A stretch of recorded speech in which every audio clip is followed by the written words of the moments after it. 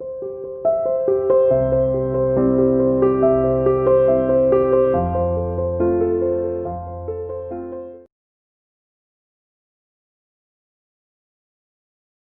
Morning student, welcome to CR international school online classes. बेटा आज हम हिंदी विषय का 9वीं कक्षा का एक नया विषय पढ़ रहे हैं जिसका नाम है लघु कथा लेखन। ठीक है, ये सीबीएसई ने इसी साल जोड़ा है और ये 5 अंक का आपका आएगा। तो लघु कथा क्या होता है? लघु का मतलब छोटी और कथा का मतलब कहानी, कि आपको एक छोटी कहानी लिखनी है। लेखन का मतलब लिखनी है, आपको एक छोटी कहानी लिखनी है। अब छोटी कहानी लिखने के लिए आपने देखा होगा, पहले आपकी दादी थी, नानी थी, ठीक है, आपने उनसे कहानियां सुनी होंगी। ठीक है, आप बचपन में रहे होंगे तो किसी न किसी बुजुर्ग ने आपको बिठा के कहा होगा एक राजा था, ये था, वो था। ठीक है, आप कल्पना करके, ठीक है, आप भी कहते हो कि ऐसी कल्पना करके आपको एक कहानी लिखनी है। अब कहानी लिखने के बाद जब आप ये लिखेंगे तो किन किन बातों का ध्यान रखेंगे और कौन कौन सी बातें वो होनी चाहिए। एक तो जब आप कहानी लिखेंगे, एक तो वो संक्षिप्त रूप में हो, यानी कि वो छोटी होनी चाहिए, ज्यादा लंबी नहीं हो। इनकी जो समय शब्द सीमा है वो आपकी 100 से 150 शब्द होनी चाहिए, इससे ज्यादा नहीं। ठीक है, और थोड़ा बहुत 2-4 अगर शब्द ज्यादा भी हो जाते हैं तो कोई बड़ी बात नहीं है। ठीक है, ये कहानी का एक प्रारूप है कि आपको 100 से 150 शब्दों में लिखनी है। और जो कहानी लिखो वो छोटे छोटे सेंटेंस होने चाहिए। ठीक है, ऐसा नहीं हो बहुत बड़ा हो गया, आपको पता ही नहीं चल रहा मैं कहाँ से शुरू हुआ था, कहाँ खत्म हो गया, ऐसा नहीं करना। ठीक है, एक राजा था, ठीक है, वह बड़ा ईमानदार था। ठीक है, उसने क्या है, उसके 2 पुत्र थे। ठीक है, एक पुत्र अच्छा था, दूसरा मतलब क्या है, शरारती था। ठीक है, उसकी पत्नी बड़ी धार्मिक थी, हमेशा पूजा पाठ करती थी। इस तरह से आप छोटे छोटे सेंटेंस बनाओ, छोटे छोटे सेंटेंस बना के आप उस कहानी को पूरा कर दीजिए। जो भी कहानी होगी उसमें आपके अब कई तरह के पैटर्न आएंगे कहानी लिखते समय। एक तो ये हो सकता है कि भाई कहानी आपको एक शीर्षक दे दिया, एक नाम दे दिया और आपको उस पर कहानी लिखनी है। ठीक है, मान लीजिए ईमानदारी का फल। ठीक है, तो आप कोई भी कहानी लिख सकते हो, उसमें दे नहीं रखा कि आपको ईमानदारी वाली कौन सी कहानी लिखनी है। आपने कभी ऐसी कहानी पढ़ी हो जिसमें ईमानदारी की बात की गई हो, तो आप कोई भी जो आपने पढ़ी है आज तक, ठीक है, बचपन से लेकर अब तक, आप वो कोई भी कहानी लिख सकते हो।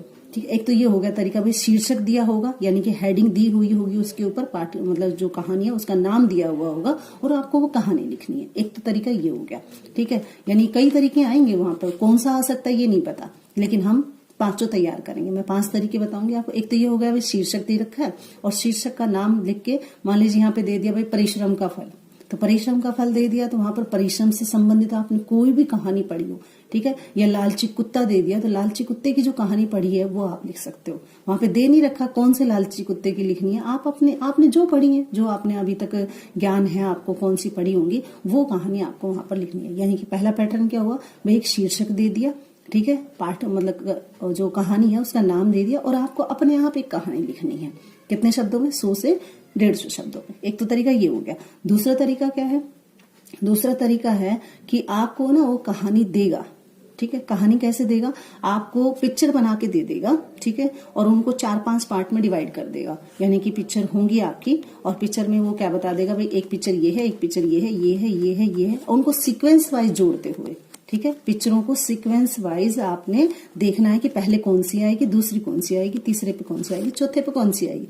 चारों को पहले आप माइंड में सेट कर लो। माइंड में सेट करने के बाद आप सोचो कि कहानी किस पर लिखी हुई है, जो पिक्चर वहां पे दी हुई है। मान लीजिए कछुआ और खरगोश की दे रखी है, तो आपको पता है कि कछुआ और खरगोश की कहानी कैसे थी, तो आप कछुए और खरगोश की कहानी को सीक्वेंस वाइज, ठीक है, वहां पर देखेंगे और देखकर खुद लिखेंगे उस कहानी को। जैसा पहला पहरा है, पहली पिक्चर है उसका एक पहरा, दूसरी पिक्चर है उसका दूसरा पहरा, तीसरी पिक्चर है उसका तीसरा पहरा। इस तरह से पहरे भी बदलते रहें। ऐसा नहीं है भाई कहानी एक बार शुरू कर दी तो वो अंत तक यूं ही नहीं है कि पहरा बदला ही नहीं है आपने, पहरे भी बदलते रहें।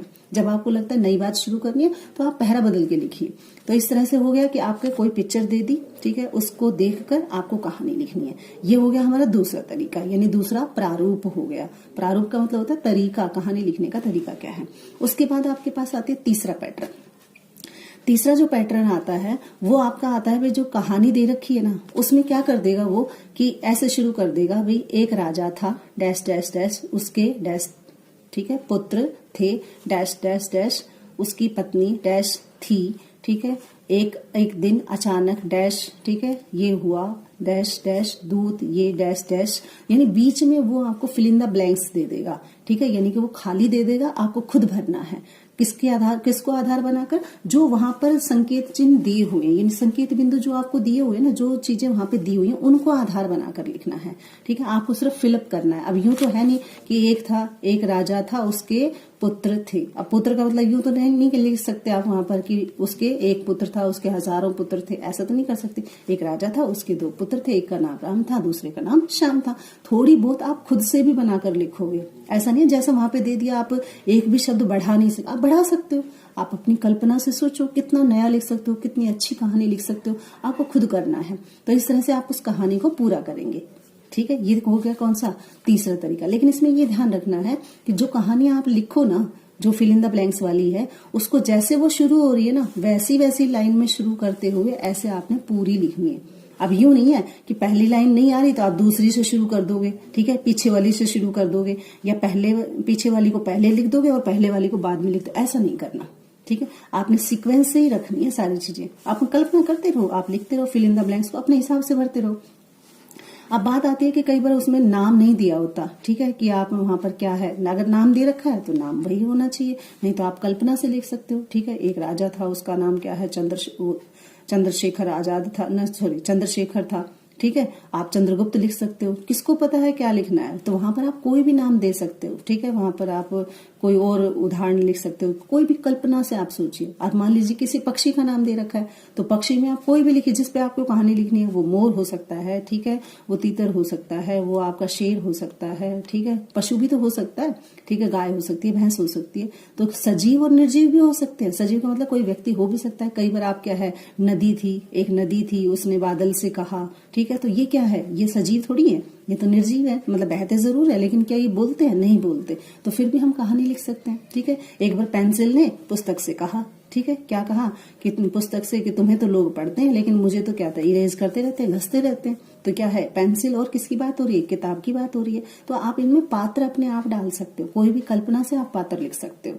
तो ऐसा नहीं है कि सजीव निर्जीव क्या हो सकता है, कुछ भी हो सकता है। कोई साइकिल हो सकती है, कोई मेज हो सकती है, कोई पुस्तक हो सकती है, कोई पेन हो सकता है, कोई पशु हो सकता है, कोई पक्षी हो सकता है, कोई व्यक्ति हो सकता है, ही और सी के अकॉर्डिंग, ठीक है। लड़की हो सकती है, लड़का हो सकता है, बुजुर्ग हो सकता है, जवान हो सकता है, बच्चा हो सकता है, तो कोई भी राजा रानी रंग भिखारी कुछ भी हो सकता है। तो आप अपनी कल्पना से सोचना है, जैसे वो कहानी दी हुई होगी आपको fill in the blanks sequence से भरते हुए, क्रम के अनुसार भरते हुए उस कहानी को पूरा लिखना है। और उसके बाद आपने एक मैसेज भी छोड़ना है। मैसेज का मतलब उस कहानी से आपको क्या सीख मिलती है, नैतिक शिक्षा क्या मिलती है, आपको वैल्यू क्या मिलती है। तो वो कहानी ऐसी हो जो आपको वैल्यू भी देती हो, ठीक है। ये हो गया आपका कहानी का तीसरा पैटर्न। अब बात करते हैं हम चौथे पैटर्न की। चौथा पैटर्न जो है वो आपको इस तरह से देगा कि आपको ये कहेगा कि आप अपने जीवन में कोई ऐसी घटना जिस पर कहानी बन सकती है, ठीक है, कोई आपने अच्छा काम किया हो, ठीक है, कोई आपने मतलब बहुत प्रशंसनीय काम किया हो जिसमें आपका नाम हुआ हो, ठीक है, कोई भी आपके जीवन में ऐसी घटना घटित हुई हो, उसको आप कहानी के रूप में बताइए, ठीक है। कहानी के रूप में आप बता सकते हैं, जैसे कि भाई मैं आपका कहानी का शीर्षक कोई भी कल्पना से लिखिए, ठीक है। नकल नहीं अकल काम आती है।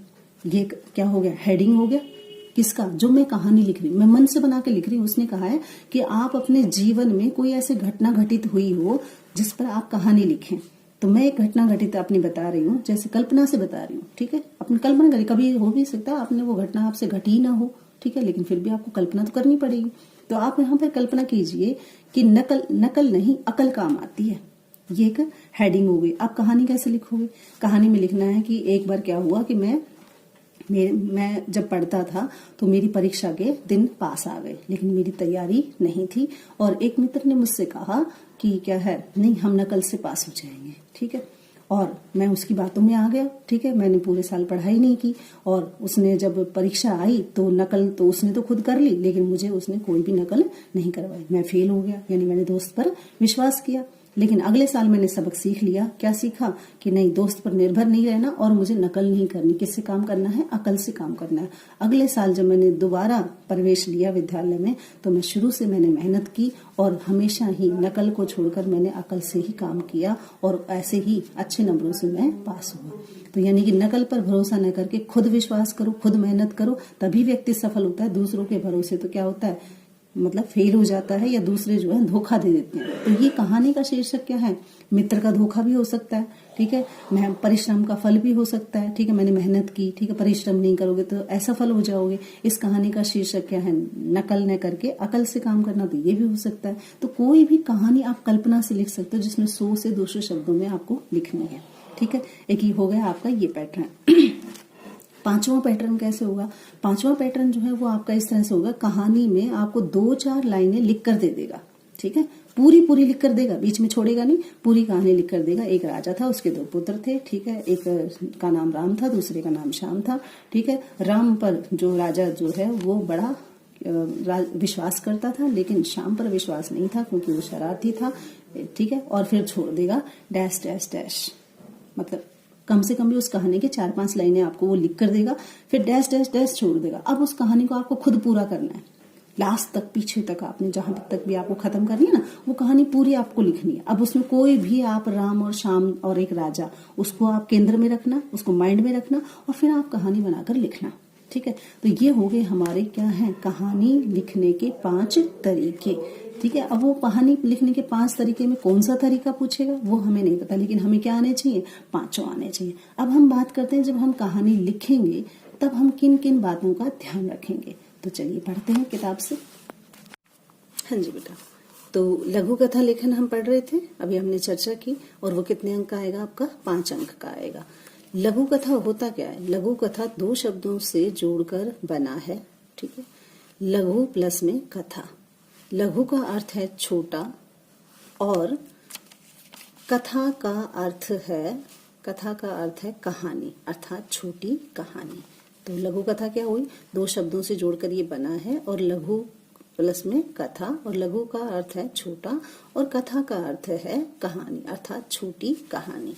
अब आपने चर्चा करनी है शुरू से। अब बचपन में आपने सुना होगा, देखा होगा, बचपन में हमने अनेक छोटी छोटी कहानियां नानी दादी से सुनी होंगी, जो क्या होती थी? कल्पना पर आधारित होती थी। जैसे बिल्ली और बंदर की कहानी, शेर और चूहे की कहानी, हंस और कछुए की कहानी, अकबर बीरबल की कहानी, सांप और नेवले की कहानी, हाथी और दर्जी की कहानी आदि। यानी ये कहानियां हम बचपन में पढ़ते आए हैं। अब क्या है कि ऐसी ही छोटी छोटी कहानियां हमें भी लिखनी आनी चाहिए। क्या होनी चाहिए? हमें लिखनी आनी चाहिए। जब भी कोई आप लघु कथा यानी छोटी कहानी लिखोगे तो निम्न बातों का ध्यान रखें। किन किन बातों का ध्यान रखना है हमें? नंबर 1 वो कह रहा है आपसे कि आपको किन बातों का ध्यान रखना है। जो दिए गए संकेत बिंदु हैं, जो भी आपको पॉइंट दिए हुए होंगे, उन पॉइंटों को आधार बनाते हुए ध्यान में से पढ़ना है। और पूरी कहानी क्या हो सकती है, अपनी कल्पना से पूरी कहानी सोच लें। जब भी आपको ये लगे कि मतलब ये दिए हुए जो संकेत बिंदु हैं, इनके आधार पर मैंने पूरी कहानी पढ़ ली, और पूरी कहानी को पढ़ने के बाद आपको लगता है कि क्या हो सकती है, आप उसके बारे में पूरा पिक्चर यानी पूरी कहानी एक बार अपनी मन में बना लें कि क्या क्या हो सकता है। ठीक है। उसके बाद है दूसरा क्या कह रहा है? दूसरा कह रहा है कि कथा वस्तु, कथा को पढ़कर उसका सही शीर्षक लिखें। जब आप कहानी लिखोगे, ठीक है, बीच में आपने दी हुई है तो फिल इन द ब्लैंक्स तो दे रखा है, लेकिन फिल इन द ब्लैंक्स के बाद आपने ये नहीं बताया उसने कि ये कहानी कौन सी है। इसलिए आप जब कहानी लिखने पूरी लिख दें, आपको पता चल जाए, तो आप ऊपर शीर्षक भी लिखना कि कहानी का नाम ये है। ठीक है, तो वो शीर्षक भी देगा। तो कथा वस्तु और कथा को पढ़कर आपका सही शीर्षक आपको लिखना है। ठीक है, कहानी का नाम लिखना है। नाम का मतलब होता है शीर्षक, यानी कहानी का नाम क्या हो सकता है वो आपने लिखना है। शीर्षक जो है, जो भी आप शीर्षक दोगे, जो भी कहानी को नाम दोगे, उस कहानी का नाम या शीर्षक आपको 1, 2 या 3 शब्दों में ही देना है, यानी ज्यादा शब्द नहीं होने चाहिए। कभी कभी क्या करते हैं हम पूरा वाक्य लिख देते हैं उठा के पूरा, ऐसा नहीं करना बेटा। कहानी का जो हेडिंग होती है, जो मेन टॉपिक होता है, जो कहानी लिखी होती है, वो या तो 1 शब्द में होती है, 2 में या 3 में ज्यादा से ज्यादा। ठीक है, तो 2-3 शब्दों का आप इस्तेमाल कर सकते हैं, कम से कम शब्दों में आप शीर्षक लिखें। ज्यादा बड़ा शीर्षक ना दे, यानी कि जो शीर्षक है वो ज्यादा बड़ा नहीं होना चाहिए, यानी ये एक पूरे सेंटेंस का, अब मान लीजिए मैं यहाँ से और यहाँ तक लिखूं तो क्या ये शीर्षक कहलाएगा? नहीं कहलाएगा। यानी कहानी के नाम होते हैं वो छोटे छोटे नाम होते हैं, बड़े बड़े नाम नहीं होते, आपको छोटा नाम देना है। और क्या हो सकता है?